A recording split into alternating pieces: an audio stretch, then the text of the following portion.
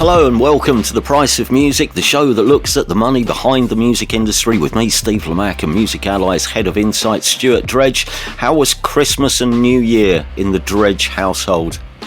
It was good. You know, I didn't have COVID, which is a good start, so I got over that. I cooked a big Christmas dinner, and that went well, and no one died, which again is every year is my measure. You have set the bar quite low here in terms of expectations. Yeah. Have you done that? Have you ever cooked a turkey and done that thing where it's like 10 degrees below where it should be when you stick the thermometer in, and you're like, how far below has it got to be before people actually go to hospital with terrible stomach pains? But yeah, I'm pleased. I'm pleased you didn't send people away with food poisoning. There were no admissions to casualty. Well done. Yeah. But I want to ask yours. But I want to ask yours. But I also want to correct your intro because you missed out something. I think when you said with me, Steve Lamack, you should have said something else after Lamack, should you not? Oh, you're going to mention the honour here. Yeah. Well, we should. I think. Like, tell me about the honour. So, obviously this it came completely out of the blue. It's not something you ever really think about. I mean, it's certainly, it's not something you ever expect to happen. But, yes, I was announced as being a recipient of an MBE in the New Year's honours list. Well, you get a letter. I'm not sure you're supposed to say this, but, they send you a letter 5 weeks in advance, basically to see if you'll accept the award, I guess. But it said in strict confidence, this is to inform you that the Independent Honours Committee have put your name forward for an MBE for services to broadcasting and music venues. And I mean, it's always nice to have your work recognised in some way. But the fact that someone nominated us and then somehow I've made it through the committee stage it's like being. It's like an endorsement from a grown-up, I suppose, if that makes any sense. It has given me just a little bit of pleasure, though, imagining the committee sat round a table discussing whether, my obstinate championing of places like the Dublin Castle and Bedford Esquires actually merits a royal honour. But it's nice. I mean, it won't change me. I mean, obviously, do avoid direct eye contact as much as you can. Yeah, I've been told you don't do stares as well now on the podcast. But I was going to take the piss for 10 minutes. I thought that's what you would have wanted. But genuinely, I think it's a great thing, and not just because it's broadcasting, but also recognising the live music thing, which I know is so important to you and to us at the moment. So I was really, when I saw it, I was delighted. So congratulations. Yeah, as I say, it's nice. It's nice that someone outside the industry thinks that warrants something. But and I said you're contacted by PA about 48 hours before the news breaks to ask. They ask you, have you got a quote which you'd like us to circulate? And it just struck me that and I said I want to sort of, if I can, I'd like to dedicate this. I mean, really, to the listeners of all the radio programs who've stuck with us, and obviously the artists we've championed who've made some good records, but also to all the venues and all the promoters and everybody who's given us so much joy over the years. And we do what we can in return to support them. But anyway, enough of me. We are back, ladies and gentlemen, and thank you for taking the time to have a listen. If you are new to the show, we are, as ever, the music podcast, which looks at the money in the business and how the music industry works, with some tips and occasionally some insights for anyone who's interested in what goes on behind the curtain. Our mission, once again, is to demystify the music biz while bringing you some hopefully entertaining facts and figures along the way. We have got a few news stories to bring you this week. Before we do, though, I don't really like making predictions these days, but I think it might be worth spending just a couple of minutes on what the big themes of 2025 might be when it comes to the music industry. Have you got any thoughts? What are the big stories this year going to focus on, do you think? Yeah, well, one you raised actually when we were talking about this, that the consolidation story. So major labels buying independent music companies. That's been on my mind a lot, because I think just before Christmas we talked, didn't we, about Universal Music Group announcing they're going to buy Downtown Music, one of the big companies. Yeah. And this week, Martin Mills, actually from Beggars Group, wrote a column this week in a newsletter called Network Notes, where he was kind of saying, we don't think this is going to work. It's never worked when majors have tried to do independent music before. And he was kind of just expressing the collective views of the music, the people. Well, I guess the people who don't want to sell their companies for loads of money to major labels. There's a lot of worry. So I think this year, I think we'll see major labels doing more in this area because it's a big growing business for them of distribution. And I think we'll see a lot of arguments around what the regulators do around these big deals. So I think you're going to see the independent community sort of lobbying hard, saying they shouldn't be allowed to do this. If they are, they should be forced to sell off some bits or do stuff, be restricted. So there's going to be a lot of policy stories around it. But I think also just that wider thing around what is independent music nowadays and how is it evolving and what does it mean that Universal Music Group is making it a really big priority, and Warner and Sony. So that's one of my big things. It is a worry, though, I think, because there does appear to be such an appetite amongst the major labels to acquire smaller companies and independent companies. And you're right. I think there'll be a lot more of that going on this year, which at the same time, I think there will be a kickback against just the big boys buying out the smaller companies. I think ticketing as well, because there's the government consultation, much delayed consultation on secondary ticketing, which is going to happen anytime soon, and I think that will expand into looking at things like dynamic pricing, and I think that will end up creating a lot of debate around live gigs and how much it costs to go to gigs. That could be something. I'll tell you one. I've got one other thing, and I'm really surprised that more news outlets didn't make a big thing of this. But for the first time in years, there wasn't a single British artist in the UK's top 10 tracks of 2024. Not a single one. I think at some point there's going to have to be a wake up call this year, as people start to realise just how much of our grip we're losing on the world of pop music. Because we have been very smug about Britain standing in music for as long as anyone can remember. But if not dominance, our influence appears to sort of be on the wane. And whether that's, I don't know, due to, it could be a lack of talent development. It could be that just, the music which the UK specialises in just isn't as popular as it once was. Or it could be because of all the developing markets that we've talked about over the past year. But whatever the reason, I think this is quite a big story, don't you? Because if British labels aren't producing big selling British artists, what are we going to have to export? And who are going to be our future cash cows? And what's it going to do for Britain's reputation on the global music stage? Yeah, I thought it was interesting because this came out of the figures that the BPI release at the beginning of every year, the labels body, and I thought it was interesting how they did it, because they went with their main line was about how well women artists had done. I think it was like half of the top 10, and I think maybe nearly half of the tracks that got in top 10 last year were by women, and that was more than men because there was a few. And so that was the lead line. I think most of the coverage went with that lead line, and it's a really good thing, because a few years ago I remember there being some end of year streaming charts when it was mainly men. And there was this concern that in this new, so it was really good, genuinely good news. But then the point about British artists came further down the announcement. And I think, like you say, a lot of outlets either mentioned it in passing or didn't pick it up.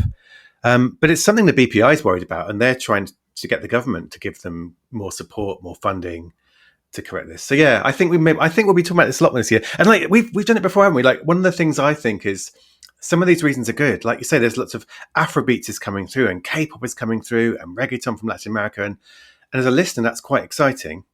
So it's not necessarily a terrible thing that there's more of that in our charts, and it's not all British art. But you're right. I think there are genuine concerns around talent development. And I saw actually Mark David from the Venue Trust, he was linking this to the venues thing and saying, well, look, we've got problems at the grassroots of live music where you learn your trade and your craft. And now we're seeing this, and he thinks there's a link there. So I think this maybe is going to all come into one debate about how we nurture grassroots and how we develop talent, and it will all be linked. So I'm interested in seeing if people talk about that and draw those links, and then what the government thinks about that. Because really, if you're trying to address different things, maybe you should all come together, and it should be a music person, a music czar, That's what you normally do, isn't it? Your pointers are, maybe there should be someone in government who's looking at all of this and saying, well, a lot of this is interconnected. So what can we do and what do we need to do? Yeah. And there's one other thing which you mentioned to me, which is the spectre of AI. That's not, I mean, that's going to be everywhere at points, I would imagine.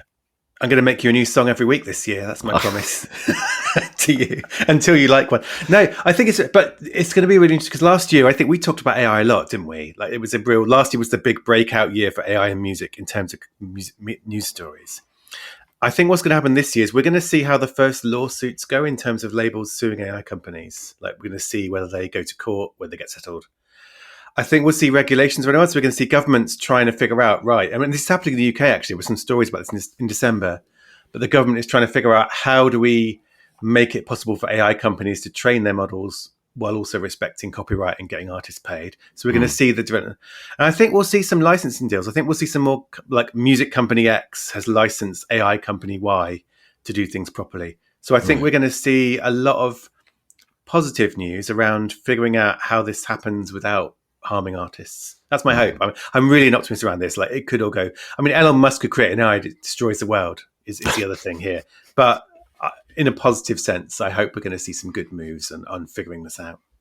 All right, I think that's probably enough of the future. Back to the present. Where shall we start? Actually, we should start with this because this is some breaking news, which was released this morning. These stats Wednesday morning, which suggests we might not be flogging a lot of British music over here, but streaming services and vinyl sales have pushed UK music consumption and recorded music revenues in 2024 to a 20-year high and an all-time record.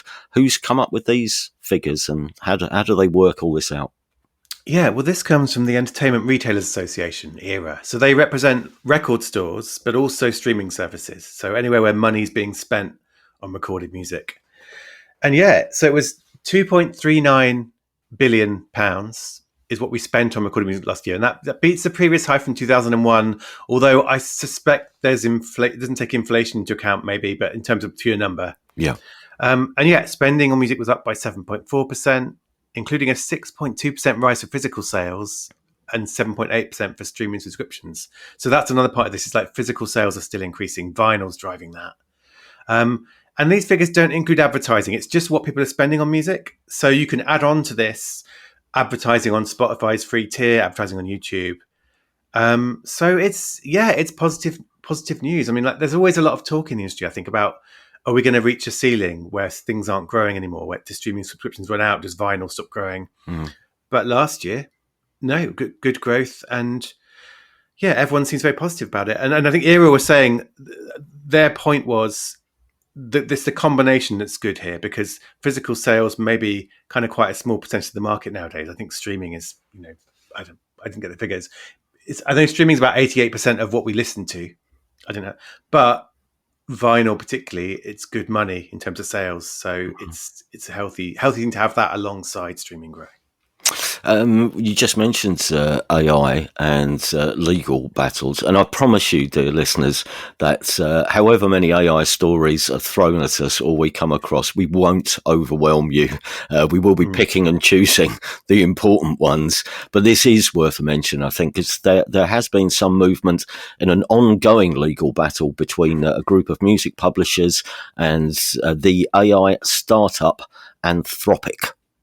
Yeah, so should I explain who they are actually? Because they're Anthropic are one of the big AI companies. They've raised like billions of dollars of funding from the tech world, and its main service is a thing called Claude, which is marvelously kind of we're going to have an AI named after a marvelous French name.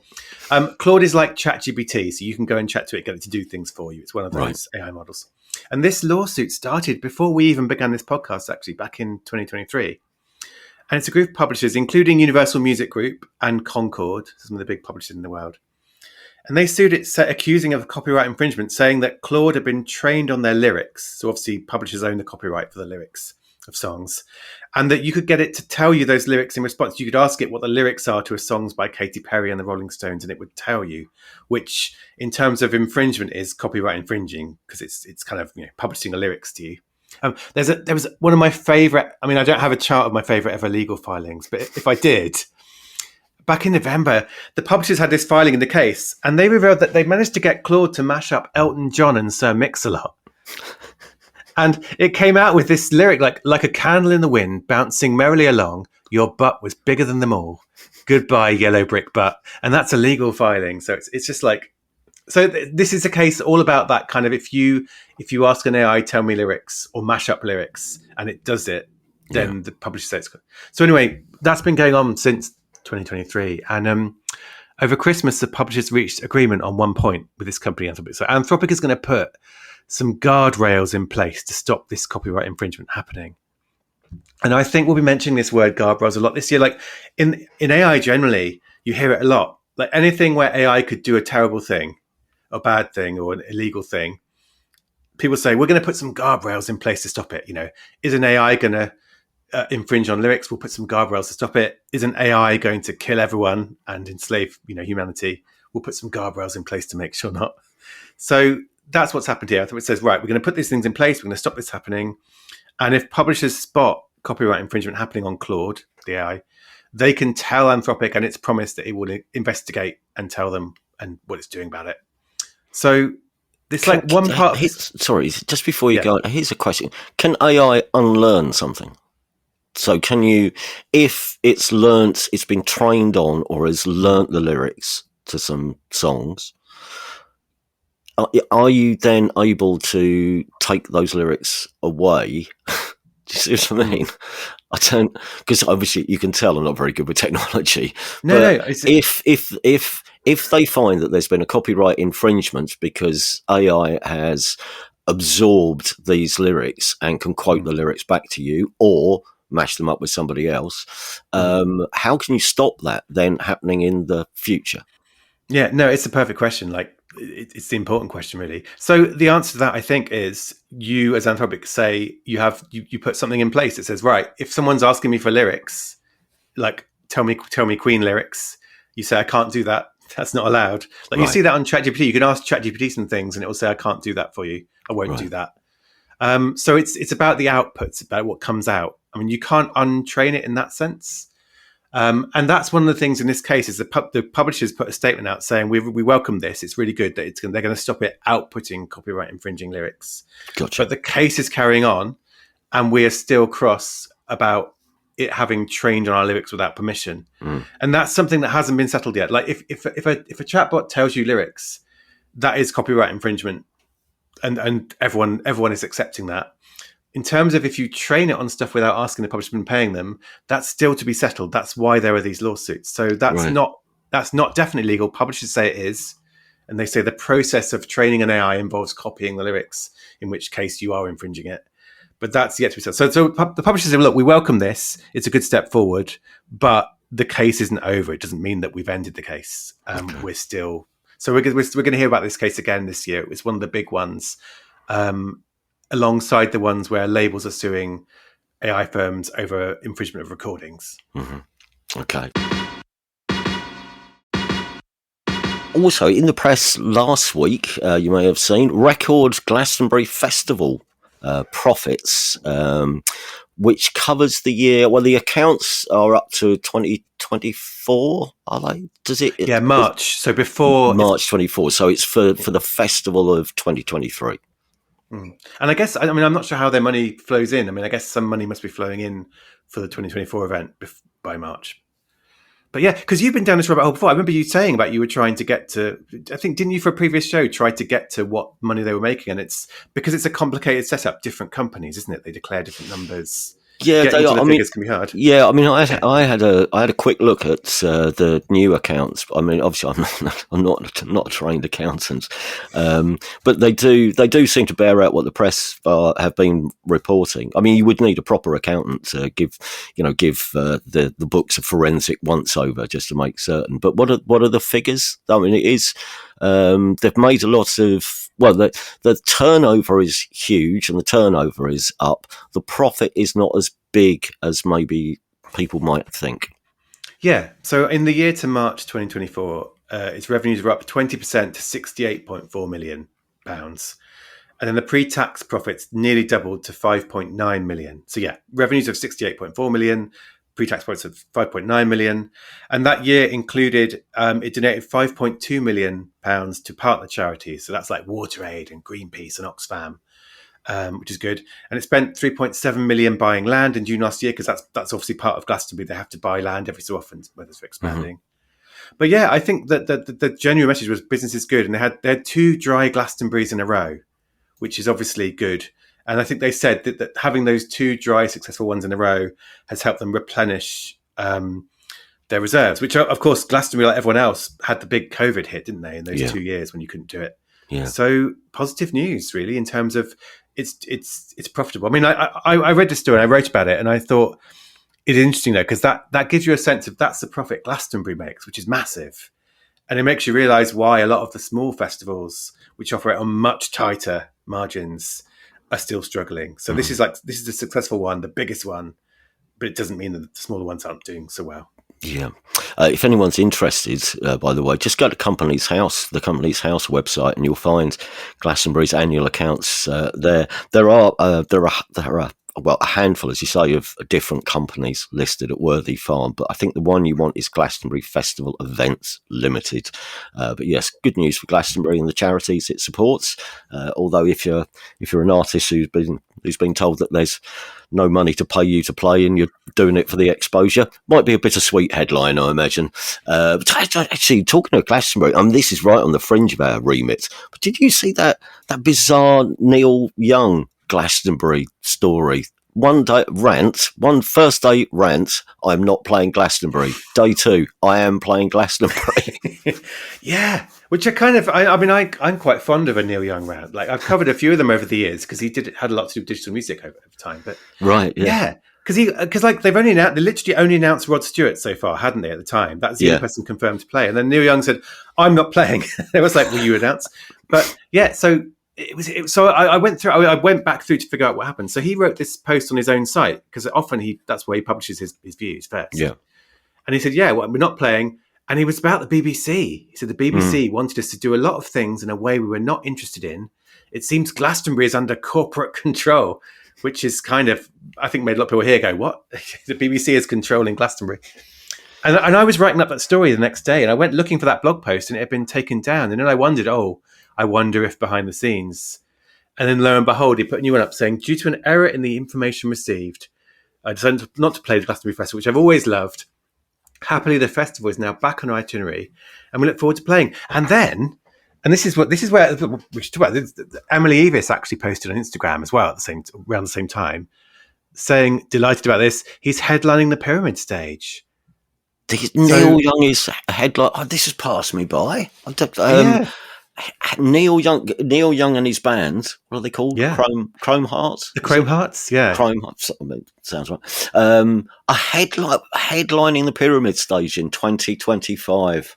Yeah, which I don't want to badmouth Neil Young, not least because he'll have. But it was quite surprising to me. I was thinking, could it be the Legend slot, or he could be, but he's a headliner, which is going to be. It's really interesting because it's one of those ones where there's some artists you go, right, they'll do all the hits, they'll get some guests on, they'll do a Glastonbury moment or 3, and Neil Young, if he turns up and is like, I'm going to play the new album and solo for 40 minutes, he will, and that's why people love him. Because that's who he is. But it'll be really fascinating to see if he does. Well, not fascinating. It'll be quite interesting to watch the follow-up if he does that. I wonder when you say watch, I wonder whether the BBC, whether the error in information. I love the way there was no explanation as to the error that he refers to it, or who made it, whether it's just somebody's misinterpreted a thing. But I do wonder whether the original rant was maybe based on something to do with broadcast rights. There was something before, wasn't it? Last time I played Glastonbury, there was something around. There were some negotiations, and they only showed 5 songs because he didn't want the top. So I feel like I think he's got a. They only showed 5 songs. That was an hour and a half. Oh goodness! But it's weird because I think it must. I mean, I don't know about the BBC. You might know more, but it must be. There are some artists who do have strong views, don't they, about not wanting their sets to be broadcast live? Or was it the Rolling Stones? There were some negotiations as well. They were wanting to make sure that it was up to their standards. So sometimes you do. So I don't know what it was, but yeah, he will be playing and headlining. I wonder what night it will be. Do you think he's a Sunday night headliner or a Friday or what did he do when was he last on? 2009? Was it? Yeah, it was a while ago. Was it when he was doing stuff with Pearl Jam, or was that different? I can't remember. Well, I say I can't remember. I think I pushed all those bits of information out of my head. He did play 2009. Yeah. It was the last time. 2-hour headline set that year, apparently. So maybe five songs. Maybe he'll go 1 hour better. Five songs.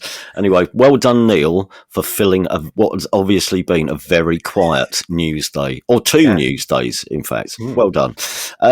Next, we should mention this just in case it's passed you by. This is another court story, but a 22-year-old from Luton who stole unreleased music from the likes of Coldplay and Shawn Mendes has been given a suspended 21-month jail sentence. How? Is this a case of hacking some accounts? Then this is not. I broke into Coldplay's rehearsal room and walked off with the master tapes. They've just sat there in the corner all the time recording it, and no one saw them. Yeah, and poked a phone in through the window of their rehearsal room. Yes, tell us more about this. Yeah, so this is a case. It's a 22-year-old woman from Luton. And what happened was they were accused of breaking into cloud storage accounts. So basically, when artists are recording and they've got the stuff, they have to keep it somewhere, and increasingly that's online now. It's not sitting on tapes in a box somewhere. It's in the equivalent of Dropbox or Google Drive, but probably more secure. So you think. And it sounds like a really interesting investigation, because I think it was Sony Music who realized that a cloud account involving one artist had been hacked, and then they tipped off. The IFPI was involved, music body, the RIA in the US, and then the police got involved, and they found an account on an online forum that was selling unreleased music. And I think when the person's house got raided, the police found 290,000 tracks on their hard drives. Crikey.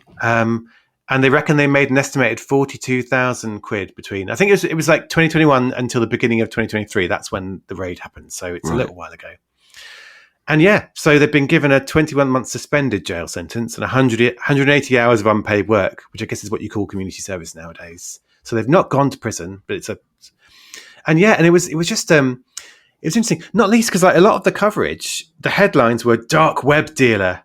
So the implication is that this is where the music was being sold, on the dark web, which, there's always been talk about like where stuff is being sold. I know I've written about, there's a messaging app called Telegram where that regularly gets accused of people using that to distribute music that's unreleased. So and these are, I think there's a lot of investigations go on around this, but this is one of the few public prosecutions we've seen where it's gone to court and sentenced. So I wonder what unreleased Coldplay music sounds like. The music that they haven't deemed fit for release. I wonder what a Shawn Mendes compilation of unreleased, the Shawn Mendes demos. How much? 42 grand? Well, I wonder, don't you? Because is it noodling in the studio? Is it alternate? Is it like recordings of tracks that came out that weren't the final one? Like, I don't think there's that many recorded but unreleased Coldplay songs, is there? You wouldn't think. They'll have some demos. So it's off cut. That's probably actually that might be what it is, isn't it? It could be work in progress. It could be just like the drummer's drum solo, warming up the drums. That's one track. 50 quid on the dark web. Yeah, I'll give you 50 quid to listen to Will noodling around on his on his drums, trying to do an impersonation of Cozy Powell or someone. Yeah, imagine imagine a Coldplay in the studio. Will goes heavy metal. Well, they might be doing that, to warm up, and that's maybe. But this stuff is. So there's two things. I suppose one stuff is like the unreleased stuff coming out before you release it can harm sales and but also this stuff is valuable. Like when you get to the end of your career, like because that Coldplay or Chris Martin wants to retire, doesn't he? After like one more album or two more albums, but that's when you say, right, what are the rarities? What can we package up and sell? So this stuff has a value, and that's I think why the police got interested in it. But it's been resolved. And finally, for this week, we should have, as it's our first show back, should probably have at least one Spotify story. So here it is. Spotify, and this goes back to a story we covered just before Christmas. Spotify has officially fired back at Drake over his claim that the streaming figures for other artists were artificially inflated. Remind us of this and what's happened next. Yeah, so it kicked off in November with it was a legal filing from Drake's company, and the main targets were Universal Music, his own label, but also the label of Kendrick Lamar, who he had a big beef war with, and Spotify. And yeah, it was some really spicy claims. I think Drake said that they promoted Kendrick Lamar's diss track about him, that UMG paid for bots to inflate that song's streams. Basically, he was saying that this song about me, saying terrible things about me, you colluded to make this a massive hit. And just before Christmas, and it's really funny actually. So sometimes, like, you get someone will send you a news story, and I got this from Spotify, and I said, "Do you think this will be worth writing and sending tomorrow, or can I leave it to the new year?" And my contact there was kind of like, "I think it's not a huge deal." And then when it came in, it was Spotify saying Drake's telling lies, which is one of the biggest stories. Sorry, it's Spotify pushing back against Drake's allegations would be the better way of saying that. Yes. So yeah, and basically what it says is, like, Spotify says it had no deal where Universal Music got lower royalties in return for promoting the Kendrick Lamar track, which is one of the claims. Spotify said it found no evidence that bots were used to inflate streams of that song. I think it's basically some guy in a podcast said, yeah, I heard Universal paid someone to do bots. And literally that seems to be the only evidence for this happening, is someone on a podcast mouthing off, which makes you think someone mouthing off on a podcast can start huge legal cases. So that's why I watch my words. Yes. It also points out that Drake was the second biggest artist on Spotify last year in the US. So it says, like, there's no evidence that Drake's music became less popular as a result of any kind of shenanigans. And as we said at the time, and this is quite an important part of this, Drake hasn't filed a lawsuit. This was called a petition to compel pre-action disclosure. So it's like a legal filing saying, I want information. I want to get information out of you so that I can file a lawsuit maybe in the future. And so what Spotify is doing here is pushing back and saying, there's no evidence for any of this. You're just fishing for stuff, and we're not going to have to give you this. So it's them pushing back on him, wanting them to give it information about any secret shenanigans, and they're saying there were none. Yeah. Okay. So, yeah. That will rear its head, I'm sure, again at some point across the coming year. That's it for this week, though. Thank you, as always, for listening. And if you have enjoyed the show, please do subscribe in your podcast app and give us a review and a rating if you can, if you get a second. Maybe even tell a couple of other people about what we're doing here. That would be lovely. If you have a question, by the way, you'd like answered on the show, email us your queries at thepriceofmusicpodcast@gmail.com. And finally, if you'd like to show us a little support with a bit of loose change, we now have a Patreon page where you can become a Price of Music fan or super fan for as little as £2 a month. Thank you, by the way, to everyone who joined us for our first ever Price of Music pop quiz just before Christmas, which was very enjoyable. We'll undoubtedly do something similar at some point in the future. But for more details, just go to patreon.com/thepriceofmusic if you'd like to find out more. We'll be back in a week's time, I'm guessing. For now, though, thank you very much. Take care of yourselves. Ta-ra.